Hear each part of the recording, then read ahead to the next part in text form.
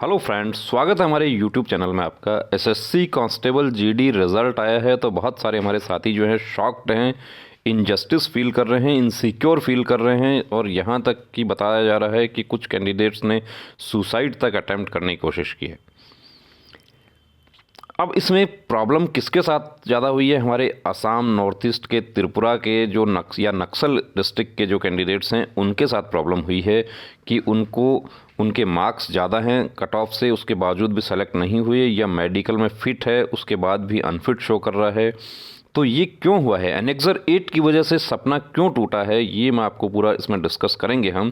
और उसके लिए आपको क्या करना चाहिए, आपको एप्लीकेशन लिखना चाहिए, वो भी आपको बताएंगे। एप्लीकेशन आपको कैसे, कहाँ, किसको देना है वो भी आपको बताएंगे, क्योंकि आप लोग इंतज़ार कर रहे हैं, आप लोग भटक रहे हैं इधर उधर। कैंडिडेट जो है वो गुवाहाटी जा रहे हैं, उनको बताया जा रहा है आप दिल्ली जाइए, दिल्ली जा रहे हैं उनको कहा जा रहा है आप गुवाहाटी जाइए। कोई सुनवाई नहीं हो रही है। कहीं भी आप कॉल करते हैं आपको एक ही बात सुनने को मिलती है कि आप एप्लीकेशन लिख दीजिए। तो देखिए, हम डिस्कस करते हैं कि क्या प्रॉब्लम है और क्या पॉइंट हम आपको बताना जा रहे हैं। देखिए, यहाँ आप देख सकते हैं कि ये कैंडिडेट हैं मोफिज़ रहमान, आसाम के हैं ये, और यूआर हैं, जनरल कैटेगरी से बिलोंग करते हैं, अनरिजर्व्ड हैं। अब इनका क्या होता है कि इनको मेडिकल हो गया, इनका सब कुछ हो गया। इन्होंने एक्चुअली हाइट में छूट लिया था कि इनका 170 हाइट नहीं था। पूरे आसाम, हिमाचल, जम्मू कश्मीर के लिए हाइट 165 है, तो उससे इनकी ज़्यादा हाइट है। अब पॉइंट ये उठा कि मोफिज़ को यूआर कैटेगरी हैं, इसलिए ये सेलेक्ट नहीं हो पाए कि एसएससी के अनुसार 170 वाला ही यूआर में सेलेक्ट हो सकता है। अब मोफिज़ तो ऑलरेडी यूआर हैं, तो मोफिज़ से फॉर्म क्यों फिल करवाया गया? और यदि फॉर्म फिल करवा दिया तो इनका जो 20-25 हज़ार रुपये खर्चा जो इधर उधर भटकने का, तैयारी का, और जो ये समय जो इनका 3 साल का समय खा गए, ये क्यों खा गए? कौन इसके लिए जिम्मेदार है? जब पूरे आसाम के लिए, पूरे नक्सल के लिए, सिक्किम, त्रिपुरा, नॉर्थ ईस्ट के लिए हाइट कम है, तो वो कैंडिडेट्स यूआर में क्यों नहीं जा सकते? हम ये पॉइंट जो है यहाँ पे डिस्कस करना चाहते हैं। अब इसमें कैसे जा सकते हैं? तो यहाँ पर ये देखिए, इनका सीना जो है, मोफिज़ का सीना पूरा है, इनका हमने अलग से भी वीडियो बनाया है, ये एप्लीकेशन इस पर बाद में आते हैं। ये देखिए, ये कैंडिडेट आसाम के हैं, ये यस हो गया तो इनजस्टिस हो गया उनके लिए। किस में हो गया? रिज़ल्ट में आपको इनजस्टिस शो कर रहा है। ये मोफिज़ का नहीं है, ये दूसरे कैंडिडेट हैं। इन्होंने चेस्ट में भी इनको रिलैक्सेशन हो रहा है। अब एक कैंडिडेट ऐसे हैं जिनका हाइट 177 है लेकिन चेस्ट कम हो गया, इसलिए मेरिट के नंबर जो है 56 होने के बावजूद भी वो सेलेक्ट नहीं हुए। तो यहाँ जो हमारा पॉइंट है, वो पॉइंट ऑफ डिस्कशन हमारा ये है दोस्तों कि पॉइंट ऑफ डिस्कशन कि जब पूरे आसाम के लिए, पूरे नक्सल के लिए, पूरे नॉर्थ ईस्ट के लिए वैकेंसी है और स्टेट वाइज वैकेंसी है। अब देखिए, ये एप्लीकेशन का जो ड्राफ्ट है वो कैंडिडेट ने जो लिखा है वो भी आपको दिखा दें कि ये एप्लीकेशन जो है आपको मेल के माध्यम से आपको भेजना है, क्योंकि अभी आपके पास में समय नहीं है, आपका काफ़ी समय निकल चुका है। मेल करना है आपको। किसको जाएगा? ये चेयरमैन एसएससी को एप्लीकेशन जाएगा।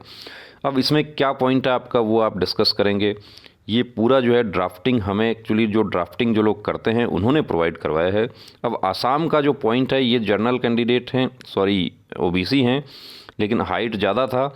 अब ये देखिए, कहते हैं कि height for all Assam state candidates is 165 centimetre as per notification and vacancies are earmarked for state and UT separately. देखिए, सबसे बड़ा पॉइंट ये है कि यदि हम यहाँ पे बात करें कि सीएपीएफ सब इंस्पेक्टर की बात करें, को सीएपीएफ सब इंस्पेक्टर या सहायक कमांडेंट की बात करते हैं, या सीआरपीएफ पैरामेडिकल स्टाफ की अभी भर्ती हो रही है, उसमें हम बात करते हैं, तो एक आसाम का कैंडिडेट जो है उसका फिजिकल इस आधार पर करवाया जा रहा है कि उसकी हाइट 165 है, वो यूआर है। तो अब यूआर में यदि उसको सेलेक्ट नहीं किया जाएगा, जैसा कि मोफिज़ रहमान का केस है, तो उसको फिजिकल क्यों करवाया? जब उसकी हाइट 165 थी तो उसको पीएसटी में ही आउट कर देना चाहिए था, तो उसको आज इतना तकलीफ नहीं होता। उसको 2 साल पहले ही वो आउट हो जाता, तो आज 2 साल का उसका समय जाया नहीं होता।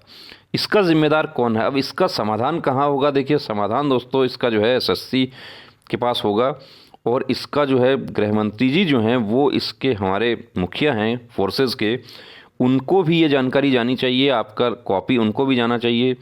श्री सर्बानंद सोनोवाल जो ऑनरेबल चीफ मिनिस्टर हैं आसाम के, आप अपने स्टेट के चीफ मिनिस्टर साहब को भी ये कॉपी दीजिए ताकि वहाँ से भी कार्रवाई हो सके, और जो एसएससी क्या एक्शन लेती है, क्या आपको रिप्लाई देती है, वो आपके सचिवालय में भी जाना चाहिए।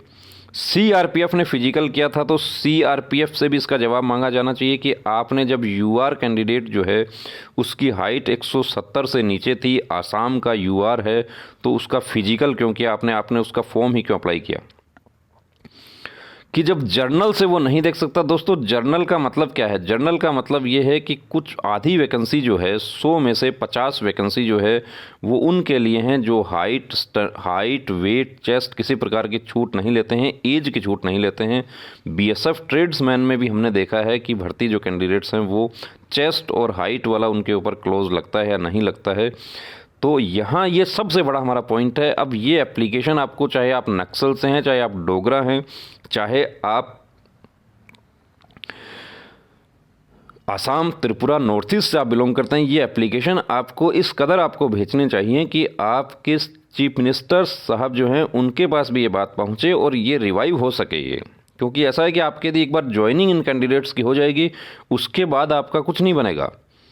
आप लोग रिट याचिका दाखिल कर रहे हैं, कैंडिडेट्स करें ऑल मेडिकल फिट ज्वाइनिंग पे रिट याचिका लगा दो, संसद का जो प्रश्न है उस पर, अरे वो तो बाद की बात है। आप पहले जो है वेटिंग वाले कैंडिडेट्स हल्ला कर रहे हैं कि वेटिंग के लिए रिट लगा दो। वेटिंग के लिए किस आधार पर रिट लगा देंगे आप ये बताइए। आप लोग ये कहते हैं कि हमारे वेस्ट बंगाल में 2 भर्ती पुलिस की हो चुकी हैं, तो माननीय न्यायाधीश महोदय ये पूछेंगे ये बात कि आप कैसे ये बात कह सकते हैं कि जो वेस्ट बंगाल पुलिस में ज्वाइन कर गया है वो सीआरपीएफ में ज्वाइन नहीं करेगा या वो एनआईए में ज्वाइन नहीं करेगा। वो हो सकता है वेस्ट बंगाल पुलिस छोड़ के वो एनआईए में चला जाए, तो वो वेटिंग वाला होगा बाद में। अभी जो पॉइंट है हमारा वो ये है कि जिन कैंडिडेट्स के साथ में इनजस्टिस हुआ है उनको एप्लीकेशन जो है तुरंत प्रभाव से फॉरवर्ड करना चाहिए और अपनी जो हक की लड़ाई है वो लड़नी चाहिए।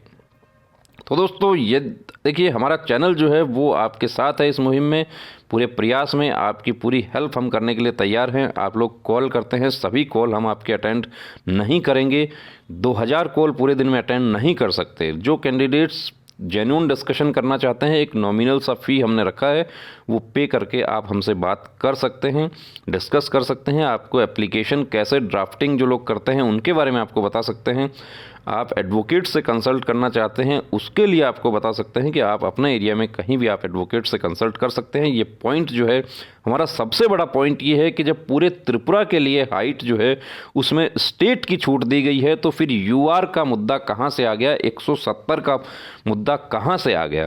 क्योंकि जो त्रिपुरा का निवासी है तो वो यूआर, यदि यूआर है तो इसका मतलब वो भर्ती नहीं देख सकता, उसका 165 है। तो फिर त्रिपुरा स्टेट की छूट देने का मतलब क्या हुआ। जो पॉइंट हम उठाना चाह रहे हैं उसको आप समझिए और उसको पहुंचाइए, आप माननीय गृह मंत्री जी तक पहुंचाइए ताकि ये रिवाइव हो सके रिजल्ट। क्योंकि यदि आप लोग चुप बैठे रहेंगे तो ये रिवाइव नहीं होगा और कैंडिडेट्स की एक बार ज्वाइनिंग हो जाएगी उसके बाद आपके लिए मुश्किल हो जाएगी।